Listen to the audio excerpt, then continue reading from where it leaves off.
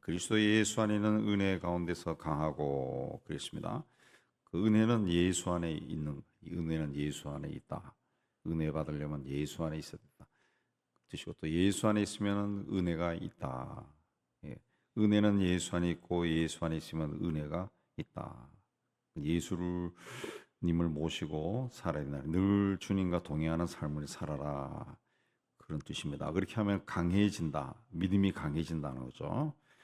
또 내가 많은 증인 앞에서 내게 들은 바를 충성된 사람들에게 부탁하라. 그렇습니다. 많은, 그러니까 아무에게나 한 것도 아니고 많은 증인 앞에서 내게 들은 바를 들은 것을 충성된 사람. 이 충성된 사람의 원뜻은 믿을 만한 사람들에게 부탁하라. 그 뜻입니다. 믿을 만한 사람들에게 부탁하라. 많은 증인 앞에서, 많은 사람들 앞에서 예, 믿을 만한 사람들에게 예, 내게 들은 것을 부탁해라. 그들이 가르치라는 거죠. 그러면 그들이 또 다른 사람들을 가르칠 수 있으리라. 가르칠 수 있으리라 하고 하는 말은 가르칠 자격이 있다. 그런 뜻입니다. 예. 그러니까 믿을 만한 사람, 너가 믿을 만한 사람에게 가르치라는 거지. 예. 네가 내게 들은 복음의 말씀을 가르쳐라.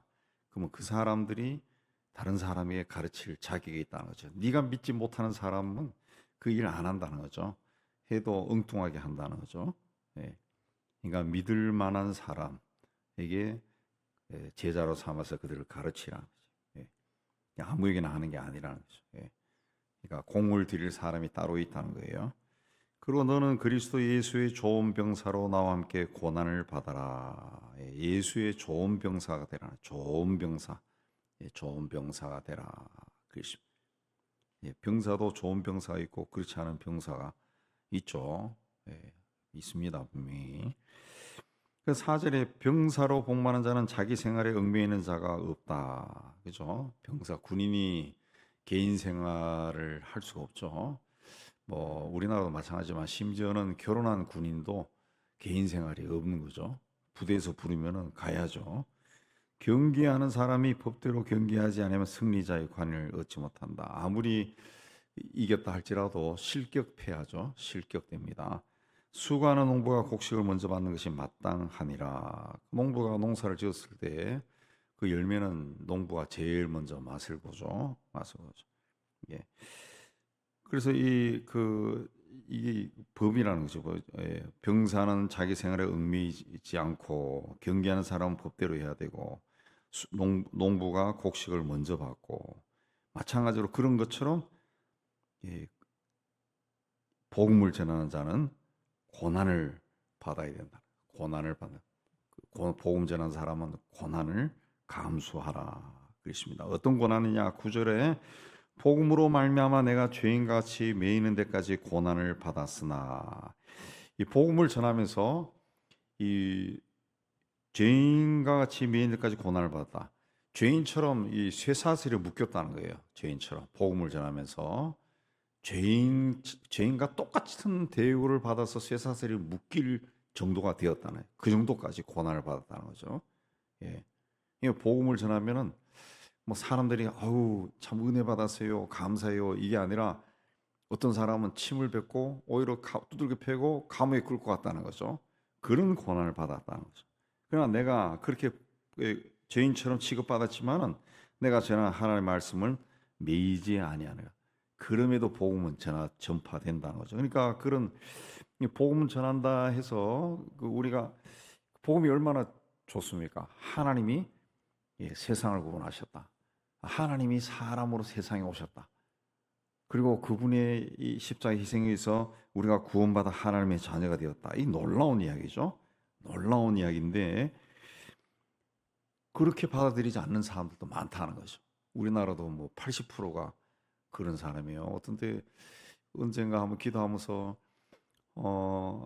복음을 전하는 일 묵상하면서 이 나라의 백성의 80%가 예수를 안 믿는 사람이구나. 그 생각하니까 굉장히 갑자기 외로워지더라고요. 외로워지고 갑자기 숨이 좀 팍 막히는 것 같더라고요. 막히는.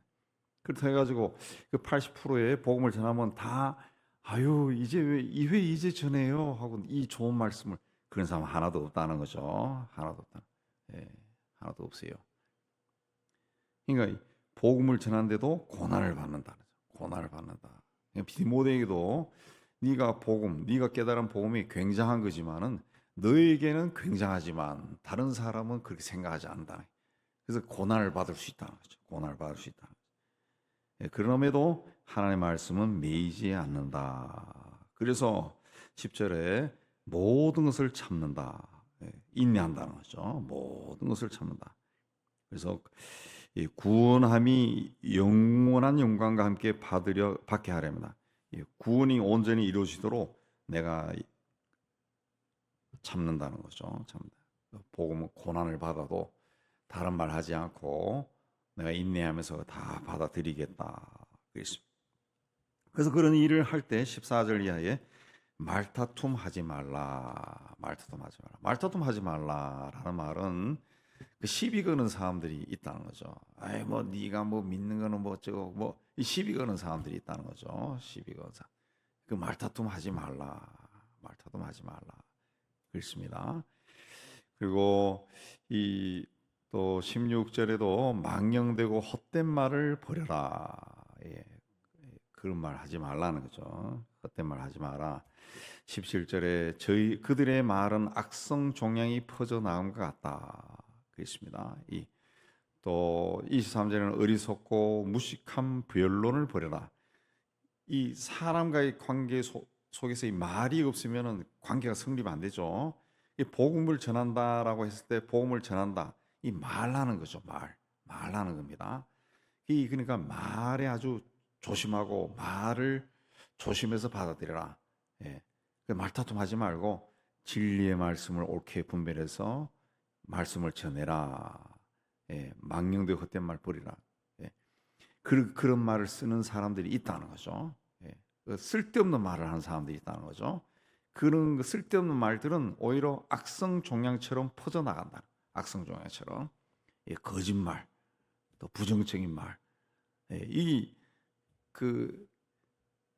우리 말에도 그런 거 있잖아요. 누구를 욕하는 것은 반찬과 같다는 거지. 예. 욕은 막 잘한 누구에 대해서 막 비판하면은 막 걷잡을 수 없이 난다. 뭐 의심이라는 것이 뭐 그렇지 않은데도 누가 그렇다 그러면 또 나도 그런 사람 그런 것 같아. 또 말이 자꾸 붙는 거예요. 그 악성 종양처럼 막 퍼져 나간다는 거죠. 그러니까 말을 조심해라. 하나님의 이 일꾼들은 말을 정말 조심해야 돼. 하나님께서 이 말을 통해서 복음이 전해지게 했어요.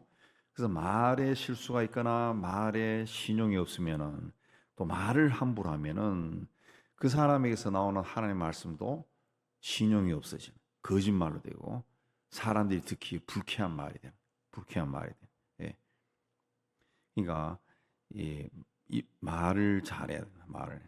15절에 부끄러울 것이 없는 일꾼으로 인정된 자로 자신을 하나님 앞에 드리기를 힘쓰라. 부끄러울 것이 없는 일꾼은 진실한 자입니다. 진실한 자. 뭐 부끄러움이 있느냐 없느냐, 생활에 부끄러움이 있냐 없느냐 이게 아니라 진실하냐 진실하지 않느냐 그렇습니다. 진실하냐. 이 진실한 사람은 진리의 말씀을 옳게 분별하는 사람이죠. 말씀을 분별하는 사람이다. 예, 군인이 그 명령을 분별해서 그 명령에 순종하는 것처럼 하나님의 일꾼은 하나님 말씀과 말씀이 아닌 거 분별할 수 있어야죠. 분별할 수. 그 성령께서 우리가 예수 믿으면서 우리와 함께 거하시면서 우리 삶 속에서 종종 성령이 우리에게 말씀을 하십니다. 성인. 근데 어떨 때는 이게 성령께서 하시는 말씀인가 아닌가 분별을 하기 힘든 것도 없지 않아 있어요. 없지 않아 있어요. 근데 그걸 이제 분별할 수 있어요. 분별할 수 있어야죠. 예, 그 분별하기 위해서는 뭐 다른 특별한 것은 없고 늘 성령으로 충만한. 예, 무엇을 하기 전에 성령 충만을 구하고 하나님의 뜻을 알기를 원한다. 그러면 성령께서 우리를 가이드하며 인도하십니다. 인도하시. 예. 그 성령에 의해서 말씀을 분별하는 거죠. 하나님이 기뻐하시는 것이냐, 그렇지 않은 것이냐, 분별하는 거예요. 분별. 그 19절에 주께서 자기 백성을 아신다. 또 주의 이름을 부르는 자마다 불의에서 떠날지어다. 그렇습니다. 주님은 자기 백성을 아시는 거예요.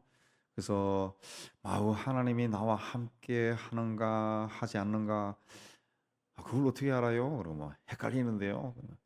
네. 그 사탄이 헷갈리게 하는 거예요. 그러니까 헷갈리지 않는 것이 뭐냐? 성령 충만을 구하고 내가 성령으로 충만했다고 믿는 거죠. 믿는 거예요.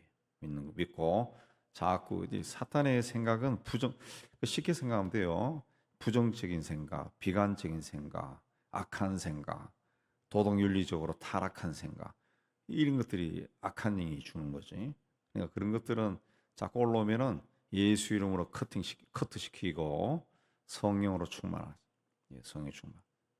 하나님은 영이시요, 선한 영이시죠. 그러니까 선한 것으로 생각하시면 되죠. 가장 선한 것으로 생각하면은 자꾸 그렇게 생각하고 행하려고 하면은 분별력이 생기는 거죠. 나중에 쌓이는 거죠. 쌓이는. 하나님이 그 독생자를 통해 십자가에서 못 박을 정도로 희생을 시켜서 독생자를 통해 가지고 우리를 구원해 주셨는데, 그렇게 구원한 자를 그렇게 쉽게 내치거나 외면하거나 그렇게 하지 않습니다.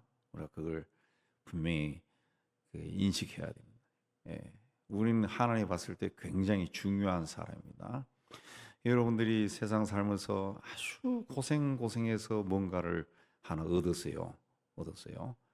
예. 그럼 그걸 뭐 대충 취급하고 누구 줘버리고 그런 거 안 하죠. 굉장히 중요하게, 굉장히 소중하게 얘기죠. 굉장히 소중하게. 예.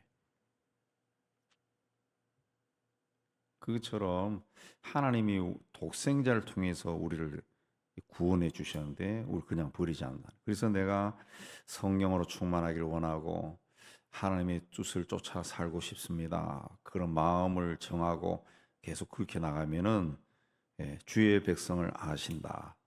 주님은 우리를 아시는 거예요. 그래서 그런 나에게 이상한 마음을 주고 이상한 짓을 하게 하고 그러지 않는다는 거죠. 그걸 우리가 믿어야 돼요. 믿어야 돼요. 그렇지 않으면은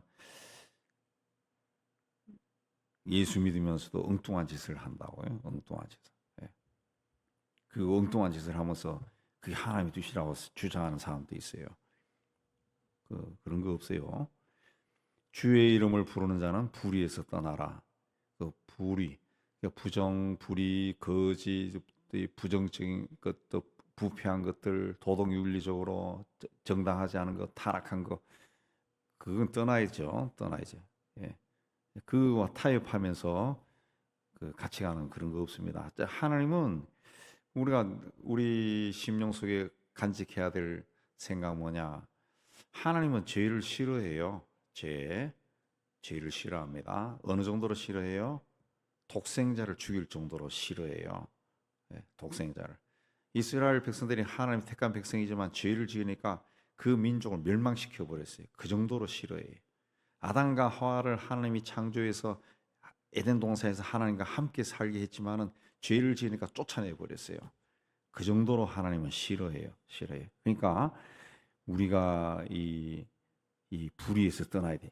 회개하는 것이 중요한 거예요. 그래서 큰 집에 금그릇, 은그릇, 나무그릇, 질그릇도 있고 귀하게 쓰는 것도 천하게 쓰는 것도 있는데 그 기준은 뭐냐? 자기를 깨끗하게 하면은 귀히 쓰는 그것이나 자기를 깨끗하게 한다라는 것은 회개한다는 거죠. 회개. 죄에서 떠나는 겁니다. 세상에 볼 때는 그 학벌을 보고 돈을 보고 세상적인 지위를 보고 뭐 이 가문을 보고 뭐 능력을 보고 이렇게 하지만은 하나님은 깨끗하냐 깨끗하지 않느냐 그걸 정결하냐, 다른 거 없다고. 구약 성경이 다 뭡니까?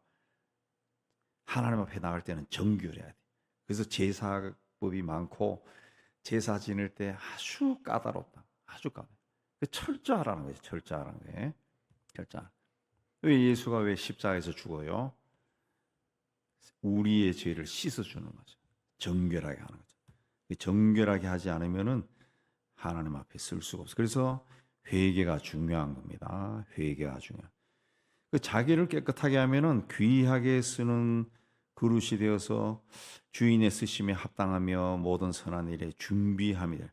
준비한 하나님이 쓰실 하나님이 나를 좀 썼으면 좋겠다. 하나님의 손에 한번 붙잡히면은 엄청난 일이 일어나겠죠. 하나님의 손에 붙이면은 가끔씩 이제 인터넷에 이렇게 찾아보면은 그 화가들이 그린 것들 나오는 게 많더라.